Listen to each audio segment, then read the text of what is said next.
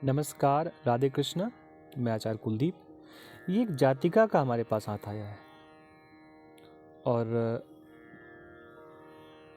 इसने हमसे पूछा है कि हमारे जीवन के बारे में बताइए, क्या हमारा जीवन स्थिर रहेगा, अस्थिर रहेगा या अव्यवस्थित रहेगा। स्थिर का उसके पूछने का प्रश्न ये है कि हमको ये बताइए, क्या हमारी दिन प्रतिदिन उन्नति होगी या कहीं कोई हमारे जीवन में अव्यवस्था भी लगी हुई है। इस हाथ को जब हम देखते हैं तो देखते हैं कि ये जो हाथ है हमारा,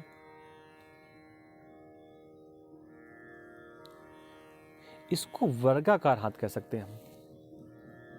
क्षमा करिए, आयताकार। ये वर्ग के आकार का नहीं है, ये आयत के आकार का है। ये हाथ लंबाई में बड़ा है और ये इसकी मध्यमा उंगली है। इस मध्यमा उंगली और इस हथेली की बात करें तो जातिका की हथेली ये बड़ी है उंगलियों से। किसी भी जातक या जातिका का हाथ देखें और उसकी जो उंगलियां हैं, सबसे बड़ी वाली उंगली की बात करेंगे हम, सबकी बात नहीं करेंगे, वो अगर हथेली से गदेली से बड़ी है तो इसको बहुत श्रेष्ठ नहीं मानेंगे। हथेली और गदेली बड़ी होनी चाहिए, ना कि उंगलियां बड़ी होनी चाहिए। ज़्यादातर स्थितियों में उंगलियां छोटी ही होती हैं, हथेली बड़ी होती है, लेकिन कई बार ऐसा देखा गया कि जातक की उंगलियां बहुत बड़ी हैं, हथेली थोड़ी छोटी है। तो एक बात तो यहाँ से निष्कर्ष हो गई कि जातक जातिका का हाथ श्रेष्ठ है और जातिका दिन प्रतिदिन उन्नति करेगी।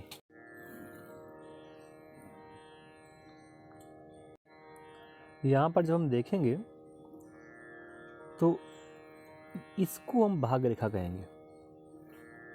देखिए, भाग रेखा निकल करके तो समापन तक जा रही है। इस भाग रेखा में एक निगेटिव पॉइंट है, उसको आपको देखना है। वो कौन सा निगेटिव पॉइंट है, इसको मैंने जूम किया और जूम किया तब आपको मालूम पड़ेगा कि यहाँ पर ये भाग रेखा के बीच में जौ का निशान है।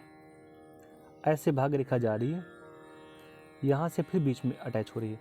तो जो ये इतना स्थान है लगभग 4.5 साल का, इस उम्र में इस समय जातक हो या जातिका हो, वैसे तो जातिका ही है, जातिका को जीवन में धन के मामले में कष्ट मिलेगा, निश्चित मिलेगा, इसमें कहीं कोई संदेह वाली बात नहीं है। ये आप इस हाथ से देख सकते हैं। वैसे जातिका मेडिकल की प्रिपरेशन कर रही है, ये इसकी उम्र रेखा है और ये वाला शुक्र का पर्वत है। शुक्र का पर्वत बड़ा अच्छा, देखिए सीधे सीधे ऐसी रेखाएं हैं, बड़ी सुंदर रेखाएं हैं, गड़बड़ रेखाएं बिल्कुल भी नहीं है, कहीं कोई रेखा आपस में कटी हुई नहीं है।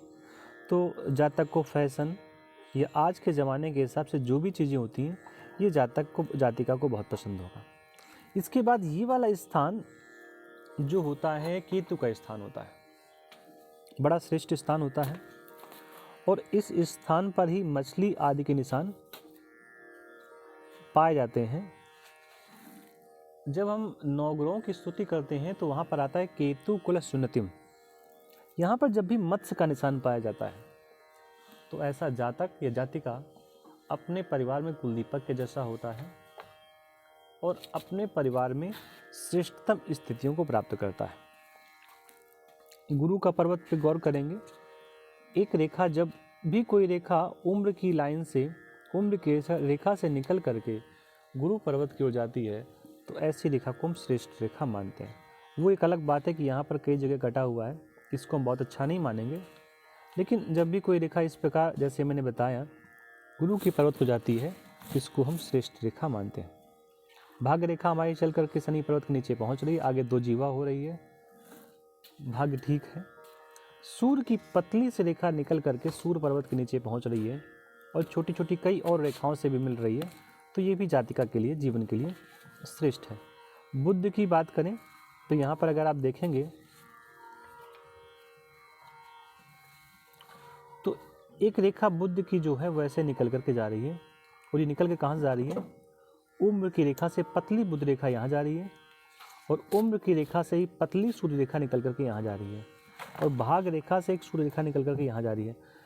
इसको अगर ये प्रयास करें और सरकारी नौकरी से संबंधित, सरकारी पद से संबंधित अगर इसके मन में विचार आता है, कुछ करना चाहे, तो ये जातक या जातिका सरकारी पद में आगे बढ़ सकती है और अपना नाम रोशन कर सकती है। और दूसरा ये है कि अगर किसी कारण से सरकार के पद में ना पहुँची तो इस जातिका की स्थिति अच्छी रहेगी, ऐसा मान करके आप चलिए। इसको हम प्रमुख रूप से हृदय रेखा कहते हैं। ये हृदय रेखा बिल्कुल ठीक नहीं है, जौ के छोटे छोटे निशान बने हुए हैं, तो जातक हृदय से कमज़ोर है, हृदय रेखा इसकी कमज़ोर है, ऐसा हमको मान लेना चाहिए। इसमें कहीं कोई संदेह जैसी बात नहीं है। तो आज के संस्करण में इतना ही। चैनल पर पहली बार आए हो तो सब्सक्राइब ज़रूर कर लें, और कुछ पूछना हो तो हमारे दिए गए व्हाट्सएप नंबर पर हमसे आप बात कर सकते हैं।